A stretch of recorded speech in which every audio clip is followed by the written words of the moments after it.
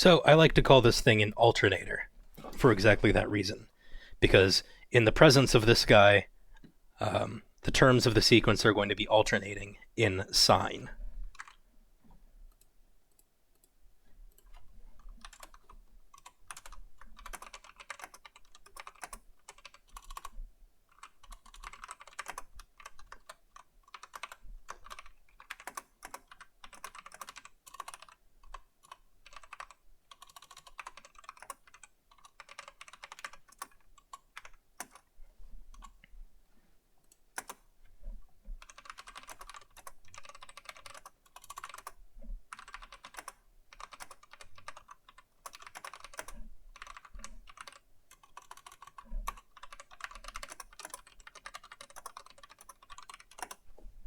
Okay, so for this next one,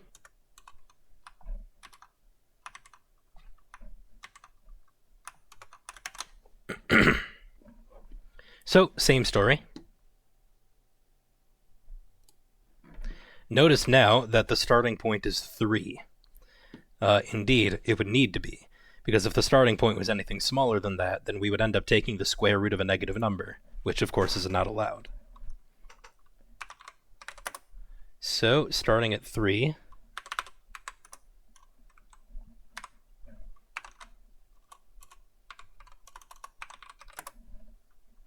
next would be 4,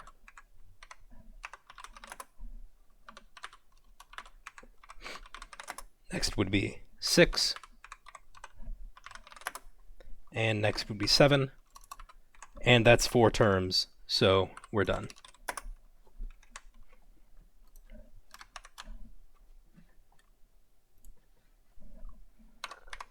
So square root of 0 is 0.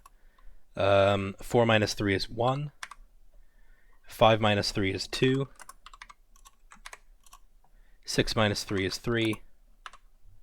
Oh, actually, that's 5 terms. There.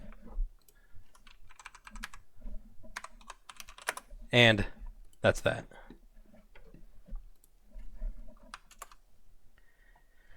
Next, here our starting point is 0 rather than 1 or anything else.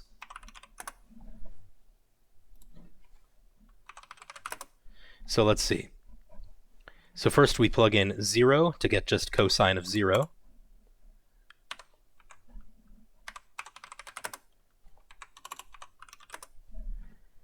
Next we have cosine of 1 pi over 6. Next we have cosine of 2 pi over 6, so that's the same as pi over 3.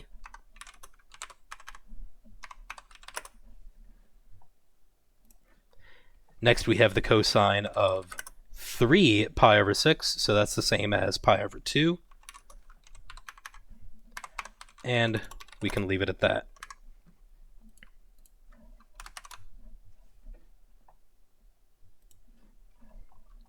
So cosine of 0 is 1. Cosine of pi over 6 is root 3 over 2.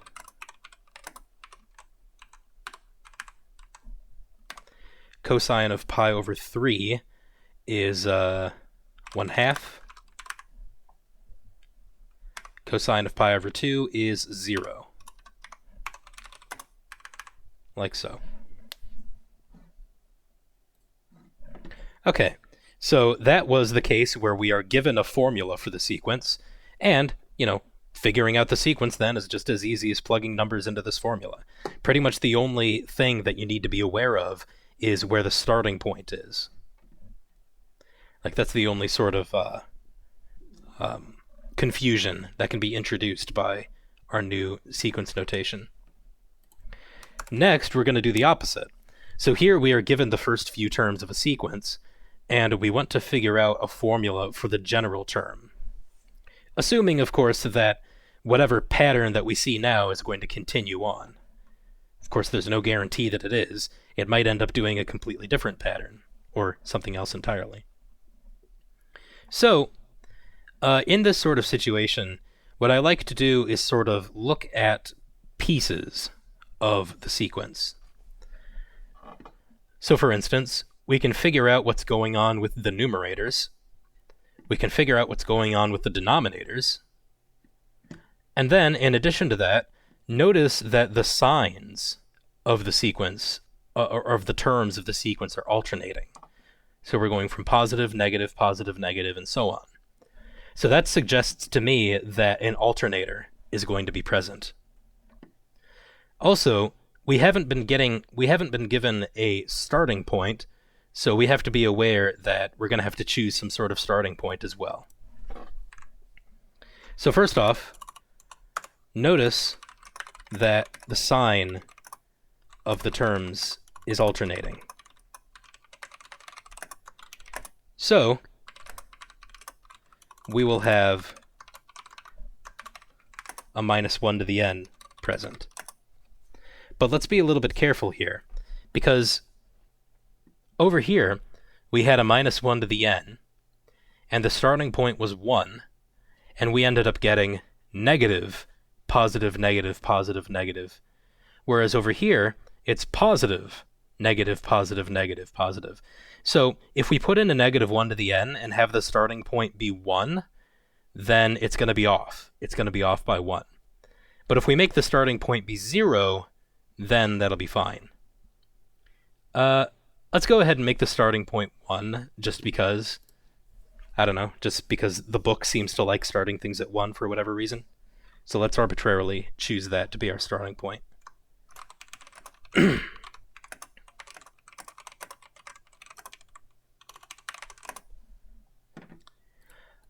So, because of that, a -1 to the n isn't going to be correct. So we need to offset it by 1, which is easy enough. Just add 1 to the exponent, right? Because then, when you plug in 1, we're going to get -1 squared, which is positive. Next, when you plug in 2, you're going to get -1 cubed, which is negative. And it's going to keep alternating from there. So you have to be careful. Alternators are going to be either -1 to the n if you want to start it with -1 to the n if you want to start it with a negative, or -1 to the n plus 1 if you want to start it with a positive, assuming that you're starting at 1 in both cases. Now, let's find a pattern for the numerators.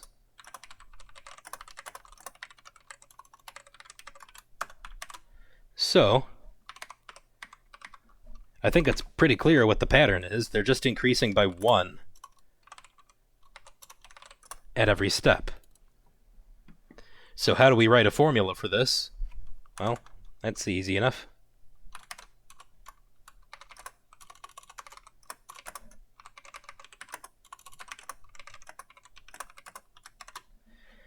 I mean, we know that the n is going to have to be in there somewhere. So how about 2 plus n, right? Because when n is equal to 1, it's going to be 3. When n is equal to 2, it's going to be 4. When n is equal to 3, it's going to be 5, and so on and so on. So again, this is dependent on the starting point. This requires that the starting point is equal to 1. If you chose the starting point to be 0, then, then it would have to be 3 plus 1, as opposed to 2 plus, or 3 plus n, as opposed to 2 plus n. So, similarly, let's find a pattern for the denominator. So here we have 5, 25, 125, 625, 3125.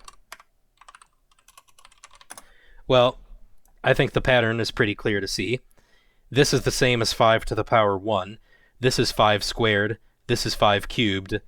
And then, well, I don't really remember these, but you can check easily enough that 5 to the power 4 is 625. 5 to the power 5 is 3125.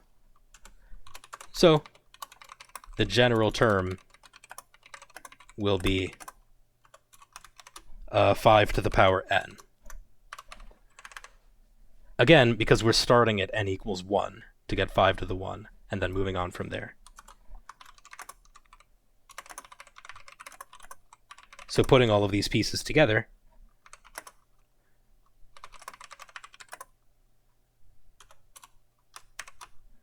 we get,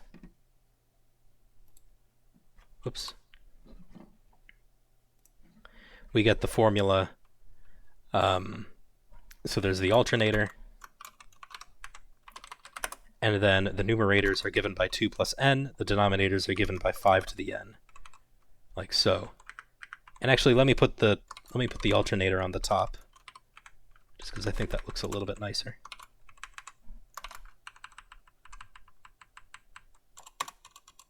Like so. And then we have to specify that the starting point here is n equals 1, and it goes on to infinity. So that'll do it. Just look at it in different pieces. Okay, so the rest of the section on sequences is going to be about finding limits. So we know about finding the limit as x goes to infinity of a function, and the idea here is pretty much going to be exactly the same. So here I just give the definition of a limit. If a limit exists, then we say, right, because the only limit that is that it makes sense to take is the limit as n goes to infinity. So if this limit exists, then we say that the sequence converges. Otherwise, we say the sequence diverges. So if the terms of the sequence are given by a formula, right? If we can just write the terms of the sequence as f of n for some ordinary function f, then we're not introducing anything new here, right? The process of taking the limit as the argument goes to infinity is no different than what we've been doing. So things like L'Hopital's rule are still applicable. And things like the laws of limits, which I'm sure you remember seeing at some point in Calculus 1, these are all applicable as well. So what are these saying? Well, basically, limits commute over sums, or distribute over sums, distribute over subtractions. If you have a constant, you can pull it out. The limit of a constant is itself, because of course it's not changing. Distributes over products, distributes over quotients. This is providing that these limits exist in the first place. So this is interesting. So if you are taking the limit of a fraction, and the bit on the bottom is going to 0, but the bit on the top is finite, then that means it's going to explode to infinity, either positive or negative, depending on the sign of the terms. If you have an exponent, well, that's the same as just taking the limit of the sequence and then applying the exponent at the end. And this is really an example of a much more general case, which is to say that if f is any continuous function, then you can pull the limit inside the function.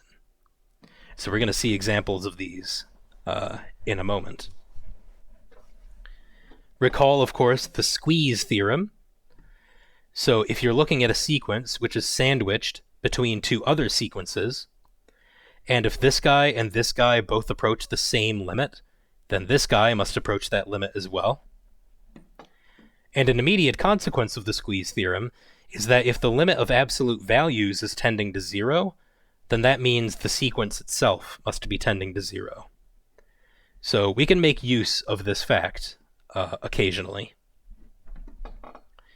Remember also that if the terms of the sequence are given by a rational function, which is to say a ratio of polynomials, then the limit is dependent on the degrees of the numerator and the denominator.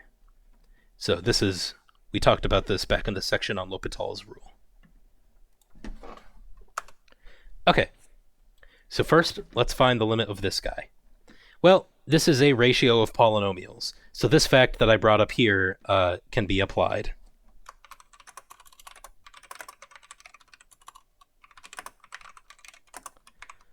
So the degree of the numerator is 1, right? Because remember, the degree is the highest power. The degree of the denominator is also 1. So if the degrees are equal, then that means the limit is the ratio of the leading coefficients.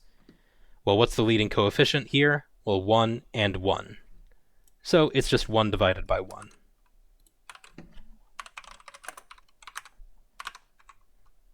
Easy. So you should be able to do that in your head. What about this dude? Well, it's almost a rational function if it weren't for this square root. But you know what? The square root is a continuous function. So maybe we can bring the square root outside of the limit somehow. So notice that square root is a continuous function. Hence, we can do the following. So the limit as n goes to infinity of this dude, well, I want to pull that square root out somehow. So, notice that n is the same as square root n squared.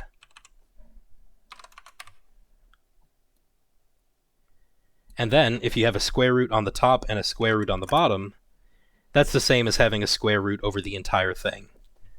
Okay? So think about this for a second. It makes perfect sense. Technically, the square root of n squared should be the absolute value of n, but since we're taking n to positive infinity, we can just assume that it's positive. Now, square root is a continuous function.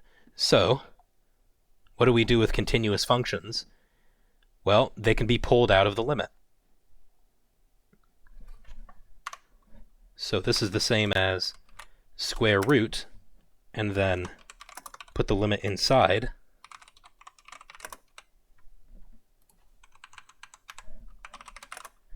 N squared over 10 plus n. So the question has now become, what is the limit of this dude on the inside? Well, okay, now this is indeed a ratio of polynomials. The degree on the top is 2, the degree on the bottom is 1. So that means if the degree on the top is larger, then it explodes to infinity.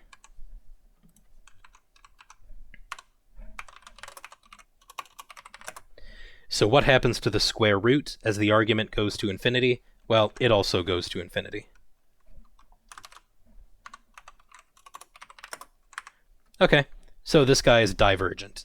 The limit does not exist.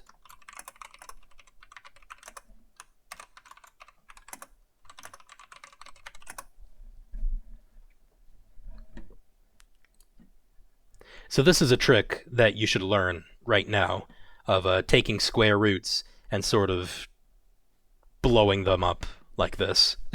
It's going to be a useful technique for taking limits that have square roots in them. Okay, what about this dude? Well, as n goes to infinity, natural log goes to infinity, n goes to infinity, so this is going to be an infinity over infinity. So this is a situation where L'Hopital's rule is going to be useful. And it doesn't matter that it's a sequence, everything is going to work out the same.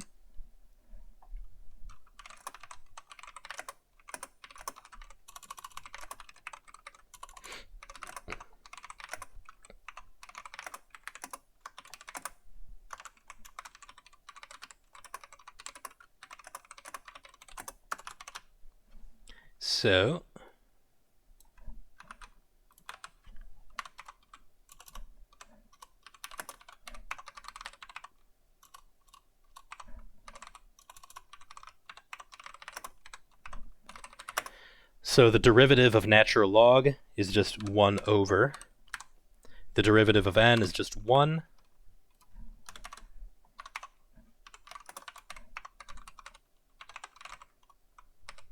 So clean this up a little bit, and it's just 1 over n.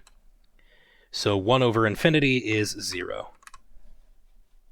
So there we go. The limit is 0. Determine whether this sequence is convergent or divergent. Okay, so this guy is an alternator, right? So if we just write out the terms of the sequence, Uh, I mean, I guess it doesn't really matter what the starting point is, because when we're talking about convergent or divergent, it's only the behavior in the limit as n goes to infinity which is important. Let's just say that it starts with n equals 1. Oops.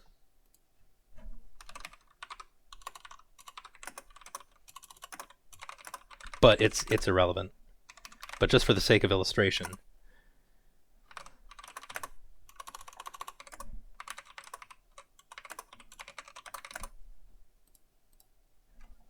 So negative 1 to the n is negative 1. Or I'm sorry, negative 1 to the 1 is negative 1. Negative 1 squared is 1. Negative 1 cubed is negative 1. And so on forever. So, is this guy approaching a limit? Certainly not, because it's just going to keep on alternating forever. So this sequence is divergent.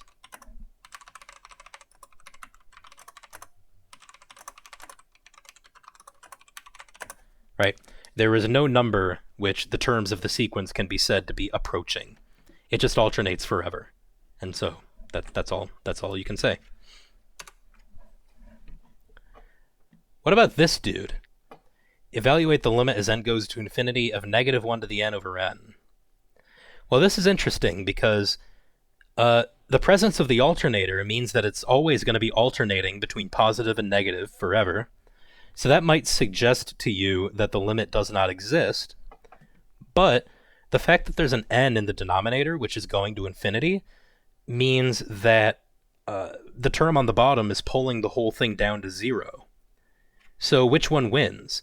Does this diverge because it's alternating, or is this limit equal to 0? Well, we can take advantage of this fact here. Because if we take absolute values, then that's going to have the effect of killing the alternator, right? Because when we take absolute values, that just makes everything strictly positive. So the effect of the alternator is completely negated. So to negate the effect of the alternator, take absolute consider the limit of absolute values of the sequence.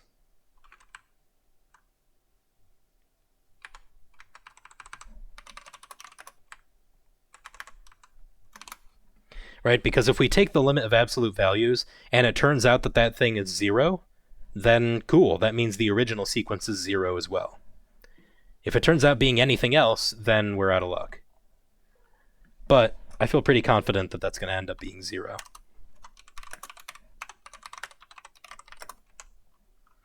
So, put in absolute values.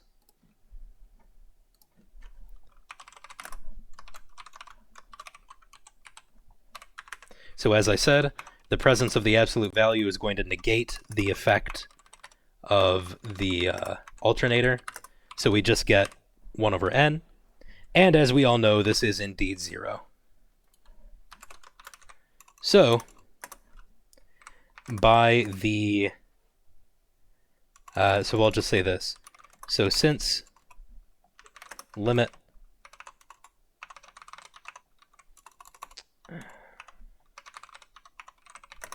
So since the limit of absolute values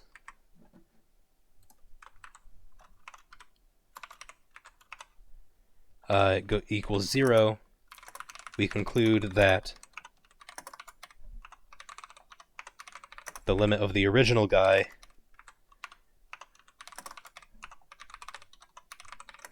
which is this equals 0 as well. So yeah, that's the utility. That's the utility of this theorem here. Is it gives us a justification for disregarding alternators, if that sort of thing would be convenient. Which was exactly the case here. Okay. Find the limit as n goes to infinity of sine pi over n. Well, once again, we have a situation where this guy is a continuous function, so I can pull it out.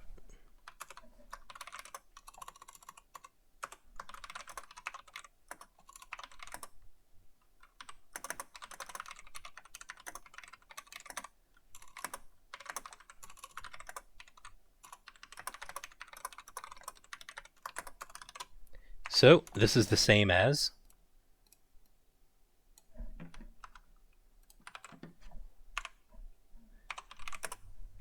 pull the sine out and then take the limit.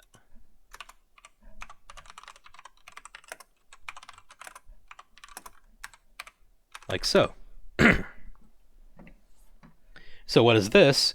Well, n goes to infinity, pi over infinity is 0. Right? Doesn't matter that there's a pi here, it's just some finite number. So this whole guy just gets pulled to 0.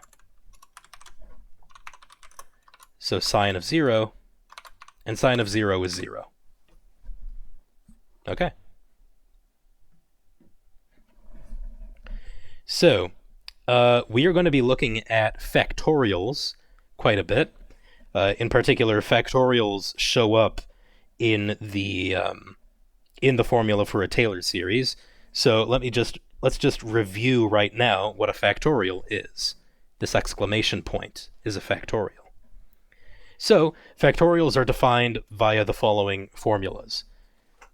So they are defined for whole numbers only, 0, 1, 2, 3, and so on. 0 factorial is defined as being 1. And then, for every number larger than 0, n factorial is defined as being n times the factorial of n minus 1. So this is a recursive definition, which means that we have a starting point, and then we construct the rest of the terms from what came before. So for example, 1 factorial is 1 times 0 factorial. 0 factorial was 1 by definition, so 1 times 1 is 1. 2 factorial is 2 times 1 factorial. Well, we just determined that that was 1, so 2 times 1 is 2.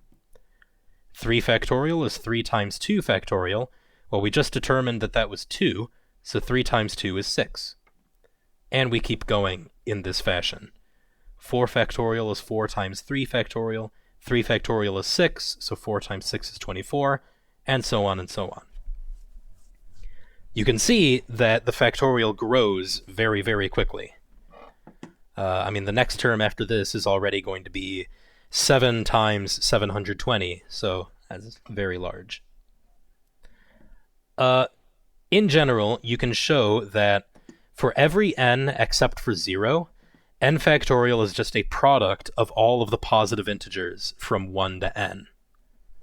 So n factorial is just n times n minus 1 times n minus 2 times times 3 times 2 times 1. This is the definition that you might be more familiar with. I prefer the recursive definition because, I don't know, I think it's more clean. Also, we get this very nice relation that n factorial is equal to n times n minus 1 factorial. This relation is worth remembering, I think, especially for later on. Okay, so here we have a strange sort of example. Discuss the convergence of the sequence where the numerators are given by n factorial and the denominators are given by n to the power n. So this is a strange situation because, well, the top explodes to infinity, the bottom definitely explodes to infinity, so we get infinity over infinity, but L'Hopital's rule really isn't going to help us because n factorial is a function which is only defined on the whole numbers, so it can't be differentiated. Derivatives only exist for functions that are defined on a continuum. So L'Hopital is of no help here, because there's no such thing as a derivative of a factorial. So we're going to have to be a little more creative.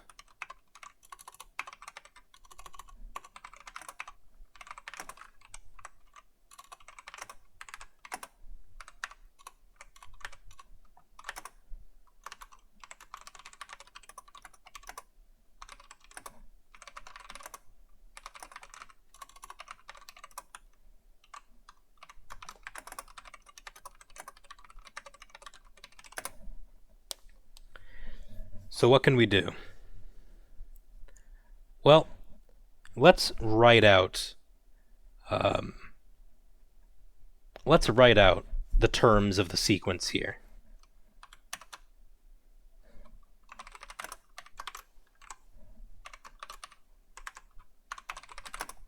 So n factorial, as we already know, is the product of all of the integers from 1 up to n. So this is 1 times 2 times 3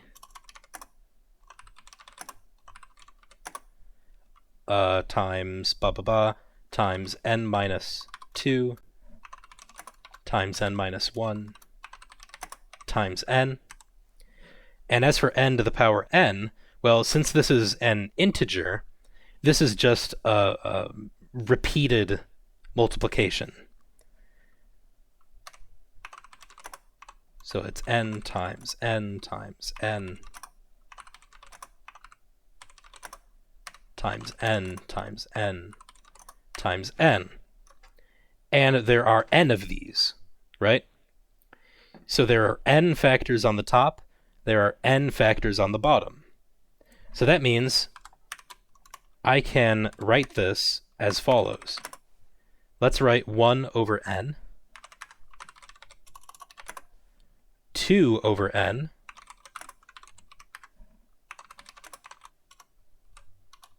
three over n, and so on. Right? There are exactly as many terms on the top as there are on the bottom. So what I'm doing here is valid. And literally all I'm doing right now is I'm just rewriting the general terms of the sequence, just to get a better idea of exactly what we're looking at.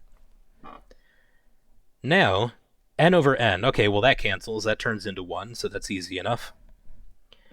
What about the rest of these dudes, though? I mean, 1 over n goes to 0 as n goes to infinity. This also goes to 0. This also goes to 0. This also... Well, It sure seems like... Well, okay, yeah, we got a problem, though, because... It would be tempting to just say at this point, oh, it goes to 0 because 1 over n goes to 0. But that's not exactly accurate, because what if you were looking at this general term? Well, this is a ratio of polynomials, so you would say that it goes to 1, right? It's not that easy, because each individual term adds on more factors. So we can't quite let n go to infinity yet. Notice, however, that in all of these terms, in every single one of them, the numerator is smaller than the denominator. So, if the numerator is smaller than the denominator, then that means that that fraction is smaller than 1, right? Okay, well, if 1 over n is being multiplied by a number which is smaller than 1, that means that this is smaller than 1 over n, right? But if this is smaller than 1 over n, and 1 over n goes to 0, then that means this whole thing has to go to 0. So indeed, that is the argument. So first off, let me just note that this n over n cancels. Oh! Now notice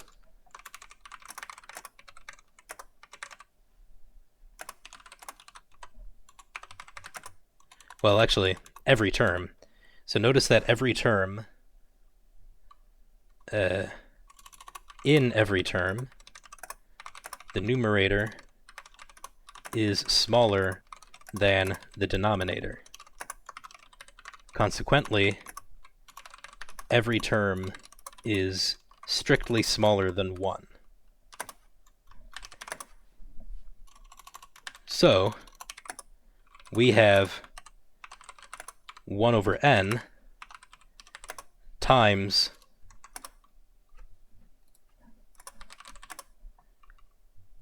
a bunch of numbers that are smaller than 1.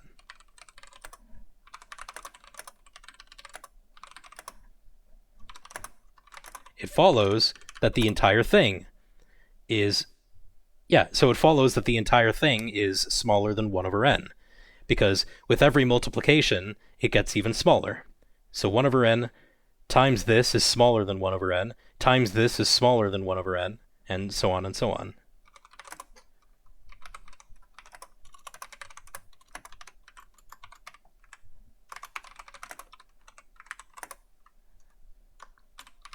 Now, indeed, since 1 over n goes to 0, and a sub n is also greater than 0, right? I mean, clearly all of these things are larger than 0. Then by the squeeze theorem, we have to conclude that a sub n goes to 0 as well, because it is squeezed between 0 and a sequence which goes to 0.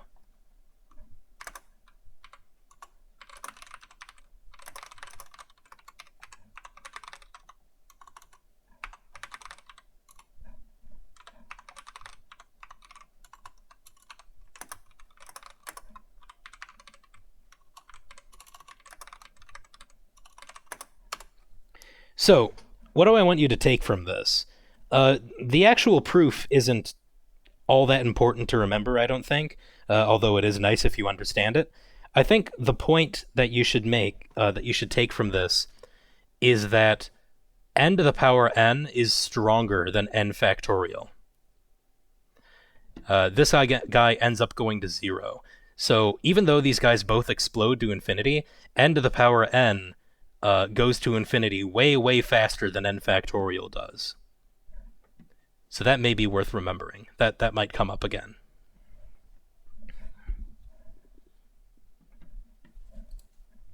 So speaking of things which might come up again, here's another one which is important to get memorized at this point. So what values of r is the sequence r to the power n convergent? So we're taking a number and then taking it to higher and higher and higher powers. For what numbers r is this going to explode, and for what numbers r is this going to converge? Well, from our discussion of exponential functions, we already have an answer to this. If this guy is between 0 and 1, then this is an exponential decay function, so it goes to 0. If it's larger than 1, then it's exponential growth, so it goes to infinity. And if it's equal to 1, well, 1 to the power n is still 1, so the whole thing converges to 1. In addition, though, we can check some other numbers. So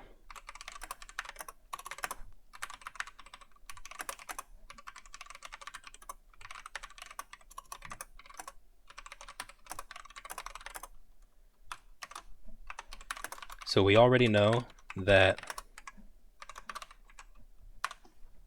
let's begin cases. So this is going to go to infinity if r is larger than 1. It's going to go to 1 if r is equal to 1, right? Because then every term of the sequence is just 1. And it's going to go to 0 if r is between 0 and 1. Well, let's see. We can do a little bit better than this, because what if r is equal to 0? Well, if r is equal to 0, then we have 0 to the power n, so every term of the sequence is 0. So this can, in fact, be a less than or equal to here. So pretty much the only case left to consider is the case when r is negative.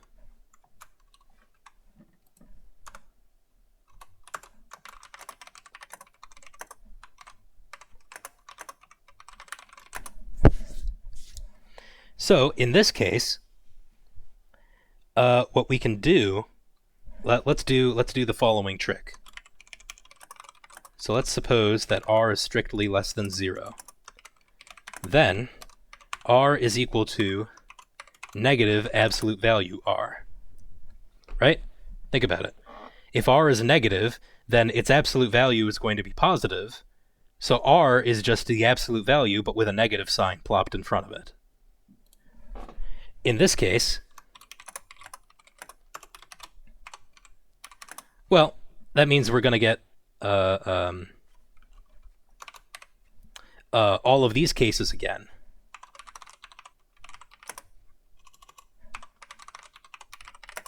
Or rather, we can bring to bear information about these cases up above.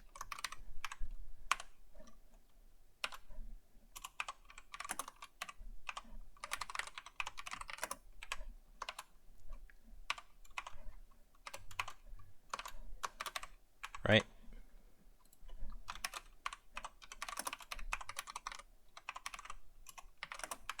So we have negative 1 to the power n, and then absolute value r to the power n. So now, since absolute value r is positive, all of these things follow. So, let's see. So let's begin the cases again.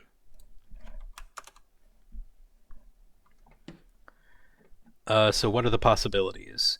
So if r is between negative 1 and 0,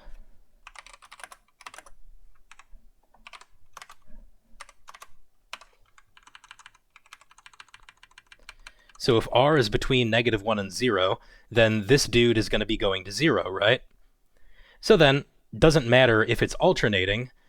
Take the absolute values of this, the alternator goes away, and it goes to 0, so that means this whole thing goes to 0. So this is the same exact argument as the argument here, right? It doesn't matter if there's an alternator on it. If you take the alternator away and it goes to 0, then it's still going to 0. So that's the case here. What about if r is equal to negative 1?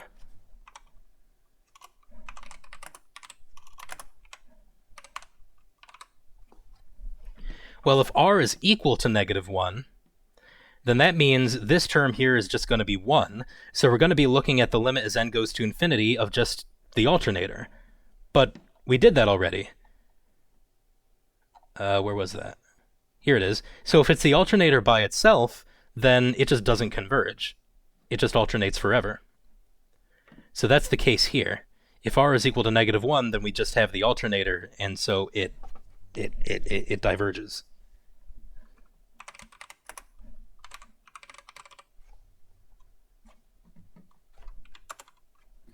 And then finally, the remaining case is if r is less than negative 1.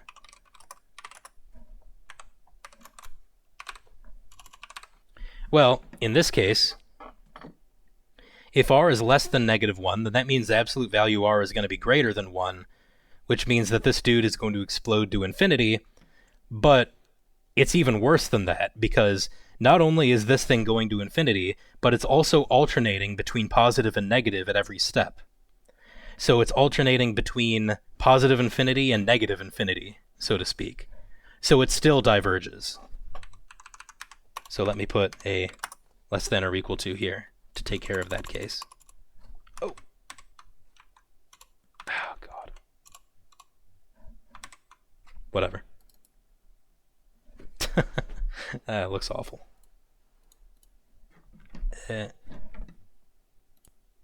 There, I fixed it. So we can summarize the results in the following box.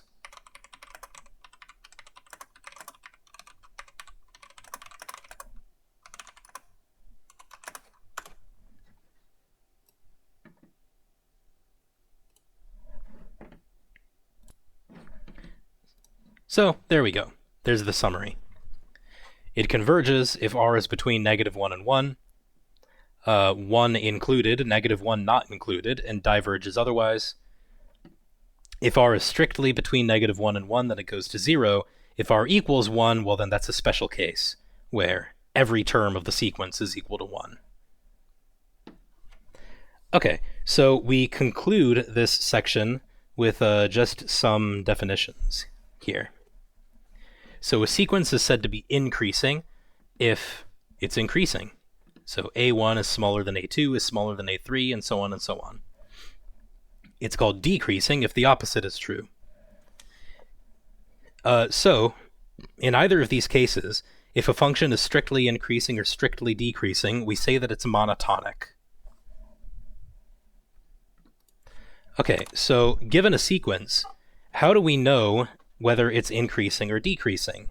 So, of course, there is, you can just write out the first few terms of it and determine from that whether it's increasing or decreasing, but that's really not a proof, because the behavior of a sequence in the first few terms isn't necessarily indicative of what it's going to do once you reach the billionth term, or the Googleth term. So we want a procedure for determining increasing or decreasing, which is a little more rigorous than that. And we already have that, namely, we can take the derivative, right? If we take the derivative and show that the derivative is negative, then that means that it's decreasing. Sometimes, though, it's going to be easier than that. So let's show that this guy is decreasing directly.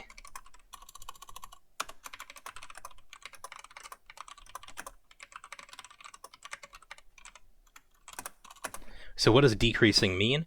Well, that means that a sub n is greater than a sub n plus 1.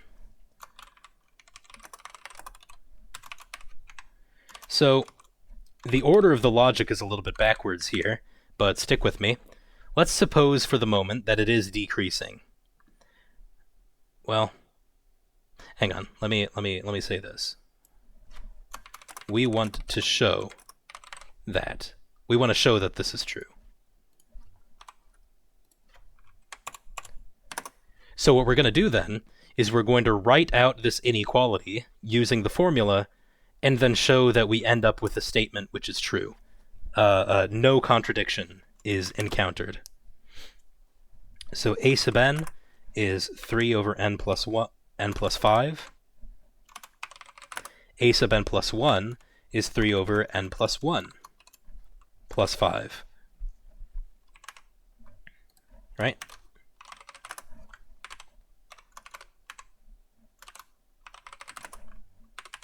So that's n plus 6. Now let's see. We have a 3 on both sides, so we can divide by 3.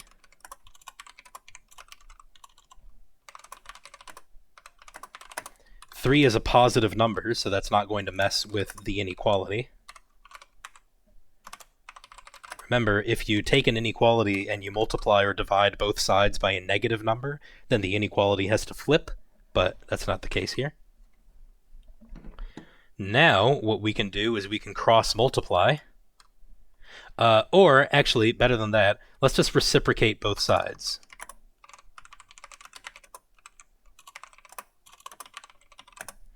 And the process of reciprocation does flip the inequality.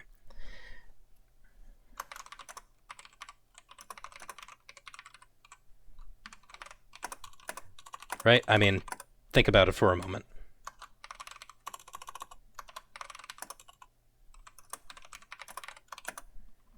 Right, 3 is greater than 2. So if we were to reciprocate both sides to get 1 over 3 and 1 over 2, well, what's the inequality? It's not going to be greater than anymore, it's going to be lesser than. So reciprocating has the effect of flipping the inequality. So reciprocating this, we get n plus 5. The inequality is flipped. Reciprocating that, we get n plus 6. Now subtract 5 from both sides, so n is less than n plus 1. And, oh hey, wouldn't you know it, clearly this is true. This is a true statement. Doesn't matter what number n we plug in here, surely n is going to be smaller than the number you get upon adding 1 to it.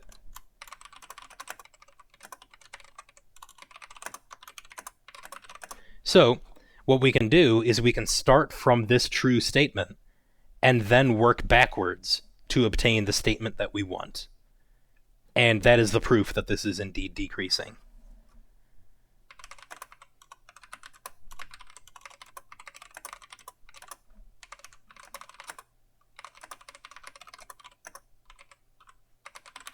Right? I mean, imagine that we're doing this backward. This is true, so add 5 to both sides, reciprocate, multiply by 3, and oh, hey, what do you know? That's exactly the statement that we wanted to prove. Yeah. But that was sort of dependent upon the algebra being not all that hard. So in the general case, what we might want to do is take the derivative.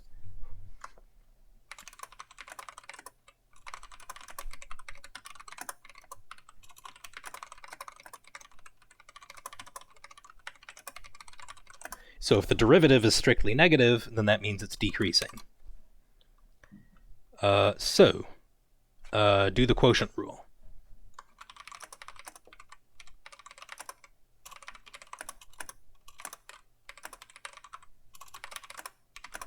And this is just a petty thing, but when we're using n as the argument, we tend to think of that as being an integer value or a natural number value. And strictly speaking, you cannot differentiate sequences, because you can only differentiate functions whose domains are continuous, where their domain is a continuum of numbers. So this is very, very pedantic, but I'm going to replace the function we have here with exactly the same function, but using x instead of n, with the understanding that this guy has the real numbers as its domain, whereas this guy has the natural numbers, or the whole numbers, as its domain.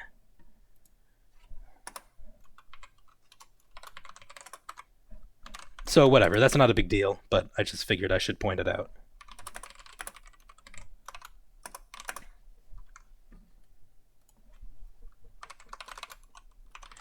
Let's see. So low d high minus high d low over low squared. That's the quotient rule. So we can clean this up a bit.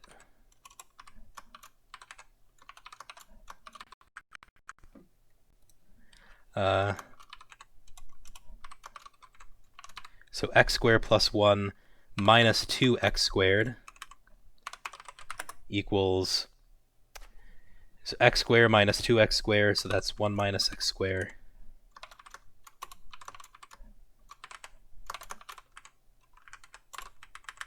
Okay, now let's think about this. We want to show that this guy is negative.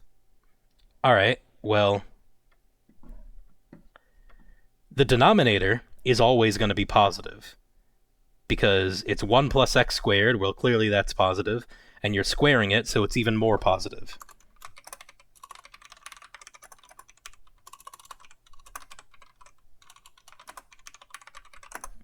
What about the numerator, then? Oh, well, 1 minus x squared. Well, what's the smallest that the argument can be? 1, right? So when x is equal to 1, we get 0. When x is equal to 2, we get 1 minus 4, which is negative 3. When x is equal to 3, we get 1 minus 9, which is negative, and it's only going to get worse from there. So the numerator, 1 minus x squared, is negative for all x greater than 1. Right? So what do we have? We have a negative number on top of a positive number. That's negative.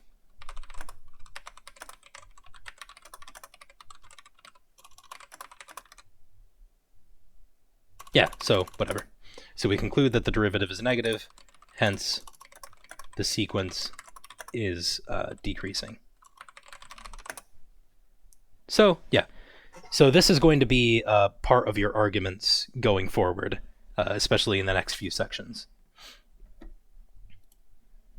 So finally, before we go, I just wanted to include this definition of boundedness, because you never know if there's going to be a problem on the final exam that requires you to know this stuff. I wouldn't emphasize it, but I'm not writing the final, so who knows? We might need to come back to it. A sequence is said to be bounded above if there is a big number m, such that the terms of the sequence are always smaller than that. It is bounded below if there is a number little m, such that the terms of the sequence are always larger than that. And if it is bounded both above and below, we say that the sequence is bounded. Now, the reason we bring this up is because there's this very, very interesting theorem that says that every bounded monotonic sequence must converge. That is interesting. So recall what monotonic means. Monotonic means it's either increasing or decreasing. So, if a function, or if a sequence is increasing, say, but it's also bounded above, then it has to converge. Right? What are the modes of non-convergence? Right? If a sequence doesn't converge, then that means it is either alternating out of control, but if it's alternating, then it wouldn't be monotonic, or it's exploding to infinity. But if it's exploding to infinity, it wouldn't be bounded. So if it's bounded, then it doesn't explode. If it's monotonic, then it doesn't alternate. So the only behavior allowed of the sequence in that case is that it must converge. So that's nice. That's an important thing to know about at least once. Like I said, I don't know if it'll come up again. Maybe it will, maybe it won't. But here it is, just for reference. Okay, so that's all for this one.